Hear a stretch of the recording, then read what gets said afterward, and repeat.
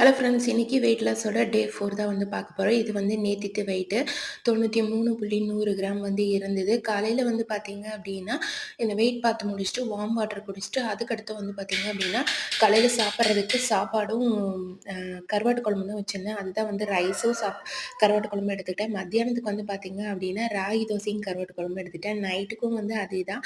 ராகி தோசையும் கருவாட்டு குழம்பும் தான் எடுத்துக்கிட்டேன். எனக்குன்னு தனியா டைம் ஸ்பெண்ட் பண்ணி என்னால சமைக்க முடியல. ஏன்னா நான் வீட்ல இருந்து பார்த்தீங்க அப்படின்னா, டைலரிங் ஒர்க்கும் பண்ணிட்டுருக்கிறேன். இந்த மாரி நம்ம தோசைய ஊத்திட்டு கொஞ்ச நேரம் இப்படி மூடி வச்சோம் அப்படின்னா, நல்லாவே வந்து வெந்துரும். நமக்கு எங்கேயுமே பிஞ்சு பிஞ்சு வராது. நெக்ஸ்ட் வந்து பார்த்தீங்கன்னா, 3 நேரம் வந்து பிளாக் காஃபி குடிச்சேன். அதுக்கடுத்து வந்து பார்த்தீங்க அப்படின்னா, கொஞ்சமா பலாசொல சாப்பிட்டேன்.